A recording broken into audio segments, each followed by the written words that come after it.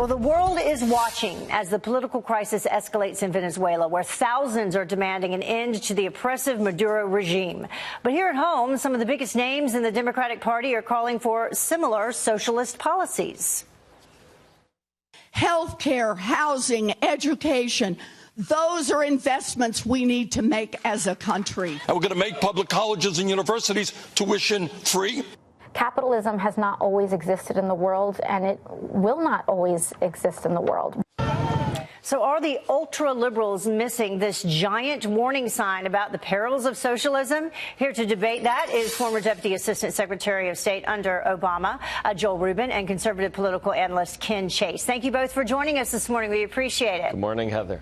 So let's begin by taking a look at some of the numbers, some of the factual numbers dealing with Venezuela's collapse. We know that nearly 90% of Venezuelans live in poverty. The inflation forecast, 10 million%.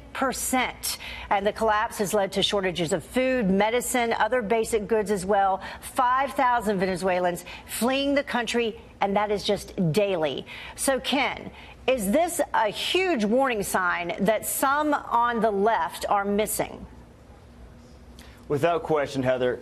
Venezuela is an absolute disaster from a humanitarian perspective and from an economic perspective.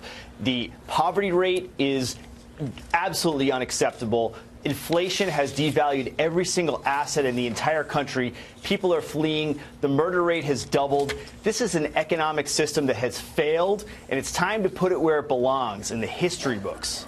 Yeah, but Joel, at the same time, we have people like Senator Warren proposing a new annual wealth tax on Americans with more than $50 million in assets.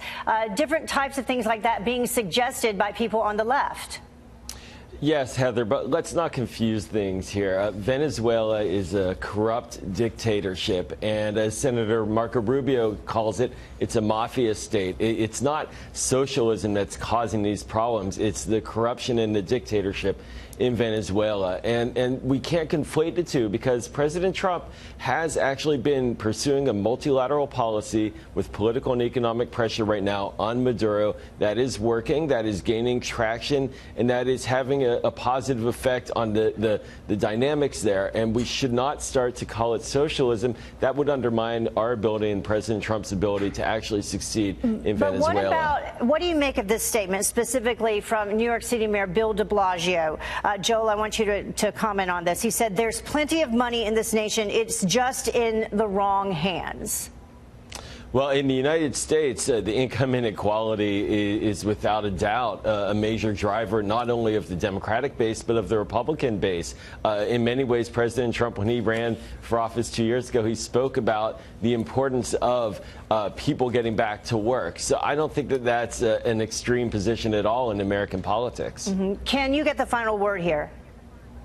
Heather, that answer was completely unresponsive. When you take power away from the people and consolidate it in the government, and you don't have free enterprise, free elections, free speech, that is an absolute crime against the American people, against people of the world, and it needs to stop. Yeah, well, people I agree, of the world and that's watching, Venezuela. Certainly watching what's happening in Venezuela, and we certainly don't want that to happen here. Joel and Ken, thank you so much for joining us this morning. We appreciate your insight.